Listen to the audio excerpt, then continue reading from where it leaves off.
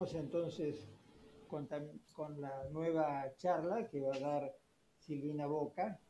La doctora Silvina Boca ha sido multipresentada en este simposio internacional, así que muy resumidamente diré que es una profesional que nació en nuestro medio, que surgió precisamente de probar, se especializó en Buenos Aires y luego viajó, enviada por la institución, viajó a los Estados Unidos, estuvo con Lucinda Vick, cuando en ese momento era la verdadera catedral de la medicina reproductiva, Norfolk, y allí empezó su carrera más brillante, que la ha llevado a la etapa actual. Posteriormente siguió con la Universidad de Norfolk, donde obtuvo sus títulos de ginecóloga obstetra, especialista en reproducción, en la parte reproductiva, especialista en infertilidad y fertilidad, y una serie de subespecialidades en esta área. Ella nos está representando en el mundo grande a los rosarinos, que fue su patria chica en el comienzo. Así que es un gusto escucharla nuevamente, a nosotros escucharla Silvina Boca. Doctor Tossini, muchísimas gracias por la introducción y me da muchísima alegría poder verlo. Lo mismo, Silvina, lo mismo. Gracias.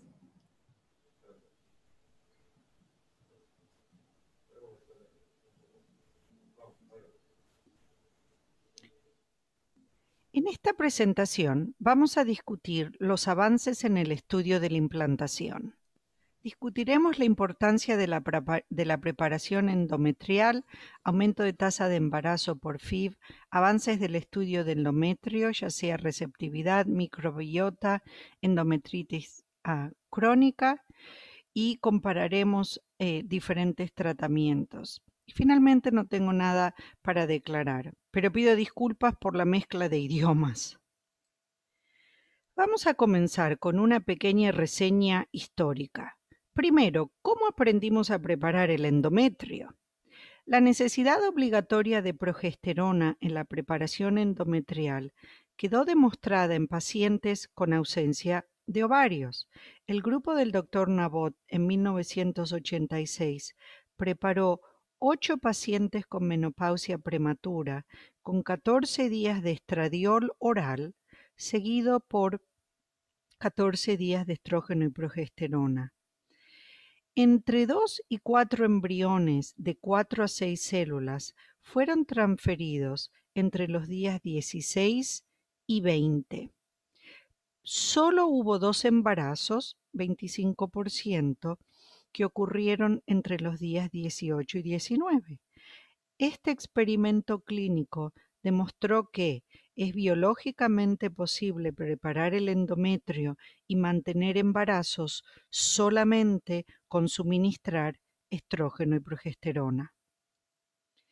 En 1988, el Dr. Nabot viajó a Norfolk, en Estados Unidos, y utilizó el mismo protocolo de preparación del endometrio en mujeres con menopausia prematura y ovodonación.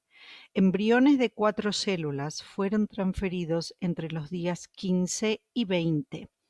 Las pacientes con embriones transferidos entre días 17 y 19 tuvo un 50% de embarazo. De nuevo, acuérdense que estos eran embriones de día 2. Es nada despreciable para embriones de 4 células.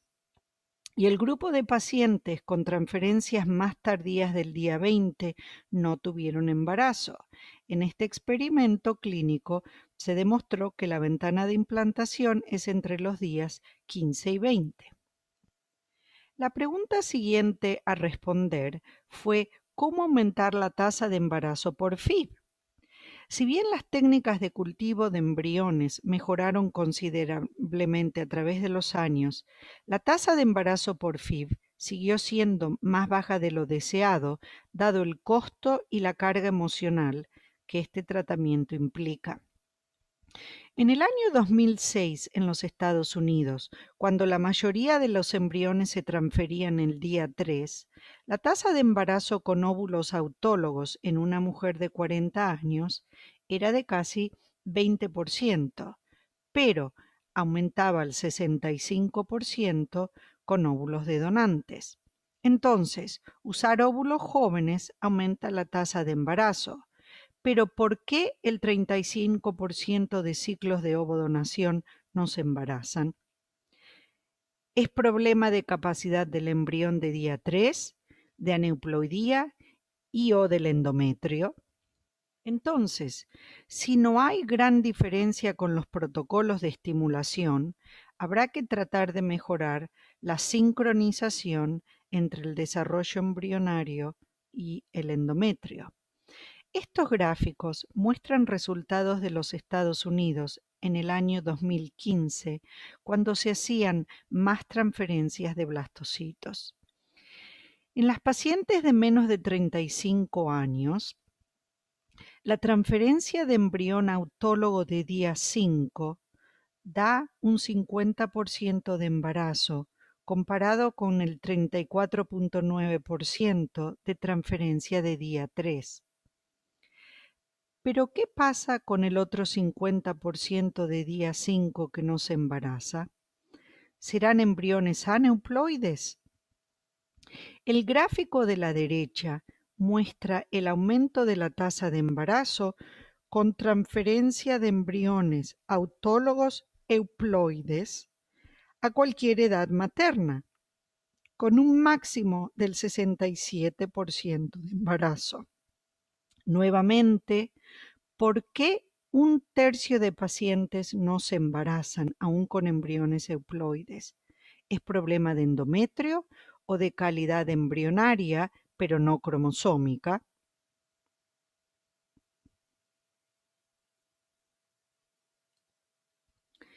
No todas las pacientes ni las clínicas favorecen la biopsia embrionaria para estudiar la euploidía por riesgo potencial al daño del embrión.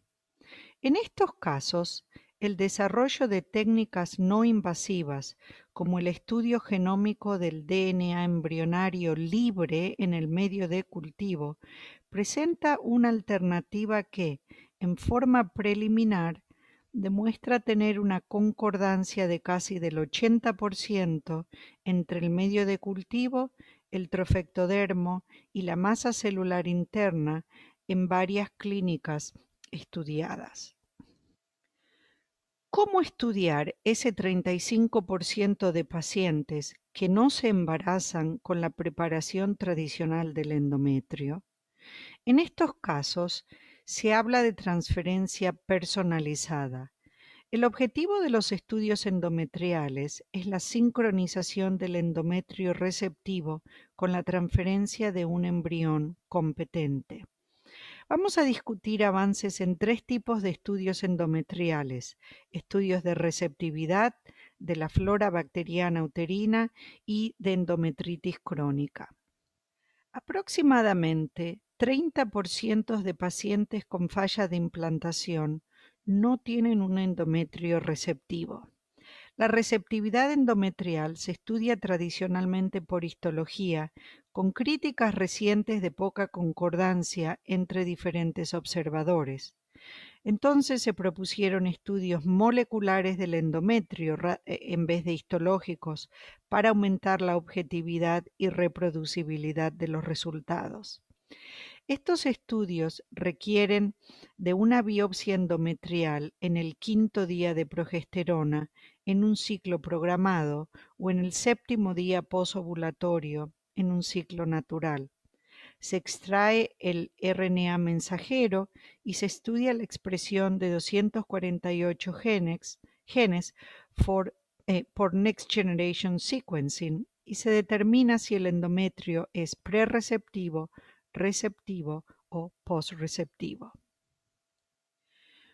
Un estudio multicéntrico randomizado basándose en transferencia por receptividad muestra que la tasa de nacimiento aumenta del 42% con ciclo congelado al 56% con ciclo personalizado después de la primer transferencia. Esta es la flecha azul, con una tasa acumulativa de nacimiento del 55% con ciclo congelado y del 71% con ciclo personalizado, flecha roja. Quiero que recuerden esta tasa acumulativa del 71% después de un año de tratamiento. El análisis de la flora bacteriana es otra manera de estudiar el endometrio en casos de fallas de implantación. El cultivo microbiológico tradicional demostró que las pacientes con presencias de patógenos endometriales en el día de aspiración ovocitaria tienen una menor tasa de embarazo del 18.7% que las pacientes con cultivos negativos del 41.3% o con pacientes tratadas con antibióticos con una tasa del embarazo del 38.1%. En general, baja presencia de lactobacilos en el fluido endometrial está asociada con baja tasa de embarazos en pacientes con falla consecutiva, aún con endometrio receptivo. Pacientes con más del 90% de lactobacilos tienen significativamente más alta tasa de implantación, embarazo clínico y de nacimiento, comparadas con pacientes con un microbioma pobre en lactobacilos y con mayor presencia de Gardnerella y de streptococos. La limitación del estudio de la flora uterina es que entre el 20 y el 50% de los patógenos son no cultivables, resistentes a las condiciones de cultivo. Entonces, una manera de mejorar la detección bacteriana es por análisis microgenómico del endometrio en vez de cultivo, que puede detectar tanto las bacterias cultivables como las difíciles de cultivar. Esta es una técnica de PCR que amplifica el RNA ribosómico 16 bacteriano e incluye 4 especies de lactobacilos, 11 de patógenos y 9 bacterias causantes de endometritis crónica.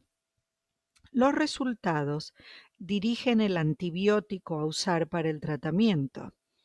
Este estudio puede combinarse con la receptividad endometrial, ya que la muestra tiene mezcla de células endometriales y bacterianas. Varios estudios, ya sea por microbiología clásica o molecular, han propuesto a la disbiosis endometrial como una causa emergente de la falla de implantación o de la pérdida recurrente del embarazo. La disbiosis endometrial está presente en pacientes con diferentes patologías ginecológicas como con endometriosis, hiperplasia y carcinoma endometrial, y obstétricas como en las pacientes con preeclampsia. Un caso claro de alteración de la microbiota endometrial es la endometritis crónica, que es una inflamación persistente del endometrio causada por bacterias patogénicas. Como en la mayoría de los casos es asintomática, no se la diagnostica regularmente. El diagnóstico tradicional tiene pobre concordancia diagnóstica de alrededor del 20% entre histología, histeroscopía y cultivo. En cambio, los estudios moleculares de endometritis crónicas por PCR pueden aumentar la precisión del diagnóstico. Su prevalencia es incierta, entre el 14 y 45% en pacientes con falla recurrente de implantación y de un 27% en pacientes con pérdida recurrente del embarazo.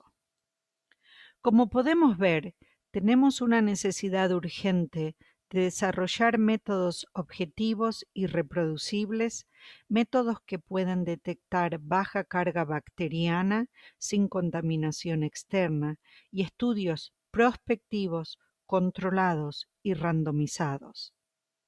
ESHRE hizo una evaluación exhaustiva muy reciente de todos los diagnósticos y tratamientos que empleamos para tratar pacientes con falla recurrente de la implantación. Vamos a revisar algunas de sus conclusiones. Un estudio randomizado de más de 1.200 pacientes con hasta 2 fallas demostró que la raspadita o scratching del endometrio no mejora la chance de embarazo o nacimiento, generando la pregunta de si es hora de dejar de usarla. ¿Recuerdan el estudio randomizado de receptividad endometrial? ESHRE hace notar que las tasas de embarazo con o sin estudio de receptividad no son significativamente diferentes en el análisis de intención de tratar, ya sea en la primer transferencia o en tasa de nacimiento cumulativo, concluyendo que no hay evidencia convincente de que la transferencia personalizada sea más ventajosa que la transferencia en ciclo congelado. El uso de tocolíticos es otra modalidad propuesta para el tratamiento de la falla recurrente de implantación. Los estudios con progesterona son los de mayor calidad estadística y clínica, con algún beneficio demostrable. También demostró evidencia moderada de aumento de tasa de embarazo y de nacimiento en un análisis de 26 estudios, incluyendo 6.700 pacientes. Una evaluación sistemática de 17 estudios con inyección intrauterina de HCG en diferentes dosis y a diferentes tiempos de administración demostró aumento de tasa de nacimiento con transferencia de embriones de clivaje, pero no con transferencia de blastocitos. Y los estudios publicados del uso del factor estimulante de granulocitos son de muy baja calidad con resultados inciertos. Y a largo plazo, ¿cuál es la chance de nacimiento con FIV en pacientes con falla de implantación recurrente?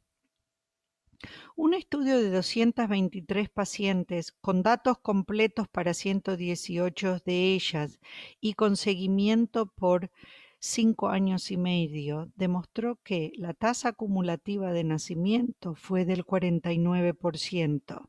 Lo interesante es que 18% de los nacimientos fueron por concepción natural. Estas eran pacientes esperando hacer un tratamiento de FIV, con un tiempo medio embarazo después del diagnóstico de falla recurrente de implantación de 9 meses.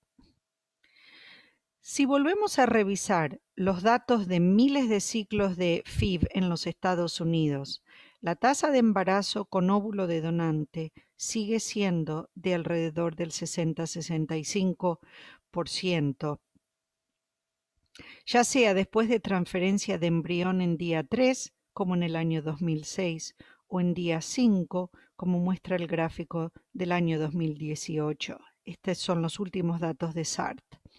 Este 60-65% es el máximo reportado después de ajustar la transferencia por receptividad endometrial.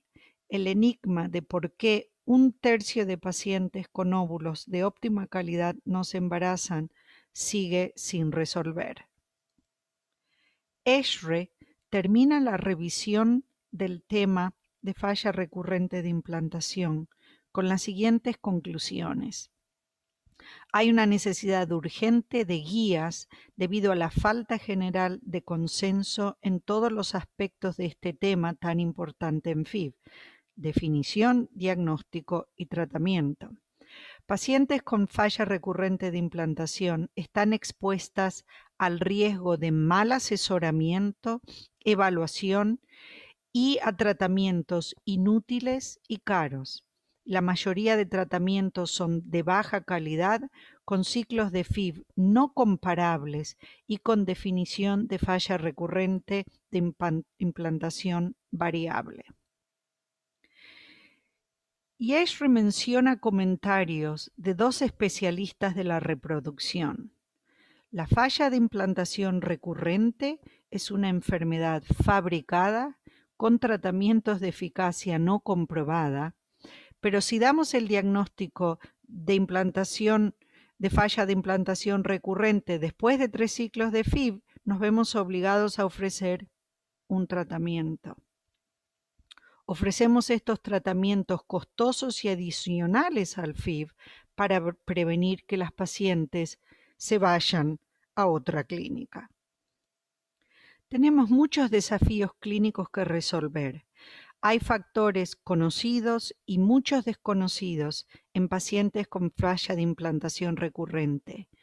No hay herramientas para diagnosticar cada caso de falla de implantación recurrente, pero en una clínica con por lo menos un 30% de tasa de embarazo, las pacientes que fallen 3 o más ciclos deben ser investigadas.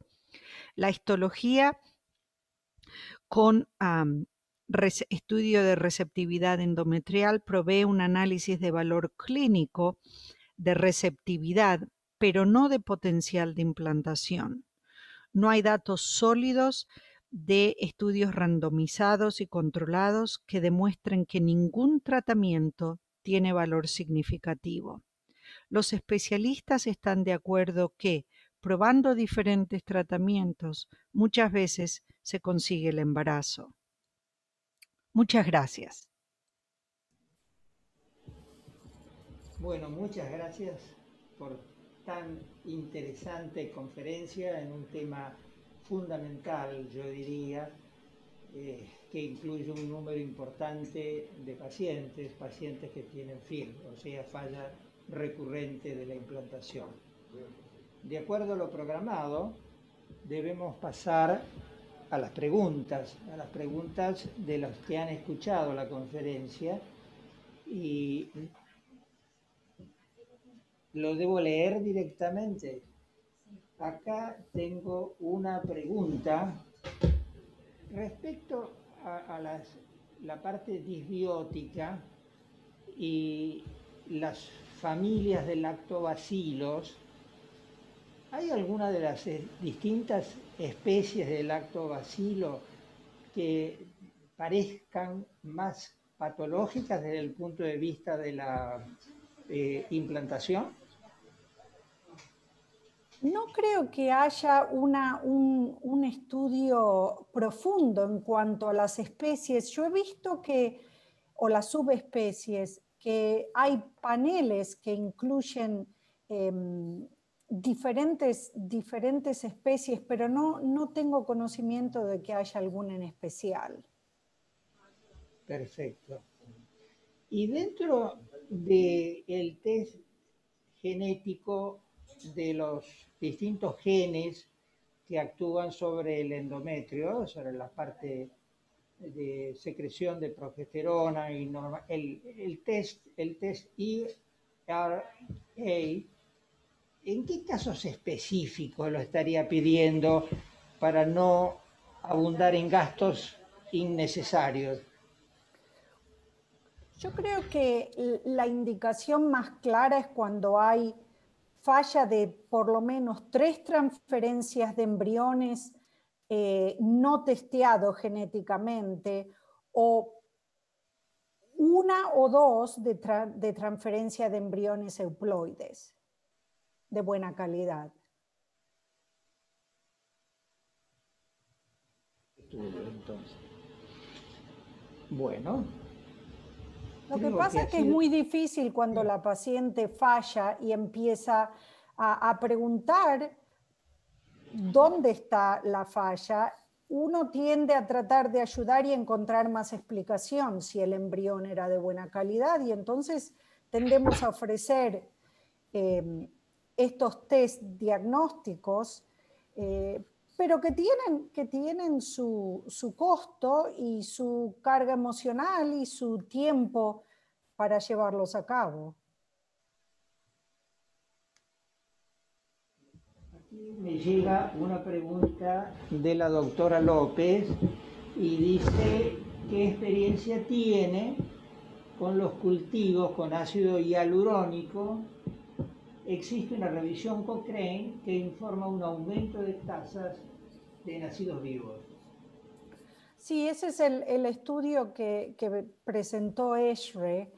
En general, no se usa extensivamente en los Estados Unidos. Me parece que se usa mucho más en Europa. Yo no tengo experiencia. Bien, bien. Y también me llega otra pregunta en que dicen los casos de alteración de la microbiota endometral, ¿qué tratamiento se recomienda? Habrá que ver qué tipo de alteración de la microbiota. Claro, sí, y depende de cómo se diagnosticó. Si es por histología, el tratamiento convencional son los 14 días de doxiciclina. Si se diagnostica con el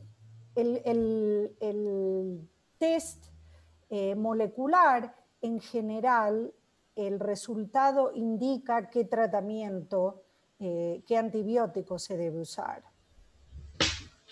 Perfecto, perfecto.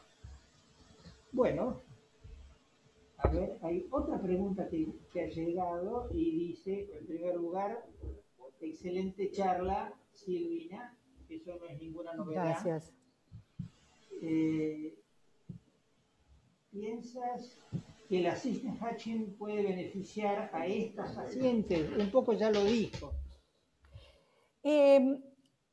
Es interesante porque la mayoría de las pacientes, por lo menos en las grandes clínicas en Estados Unidos, tienen un hatching hecho de antemano.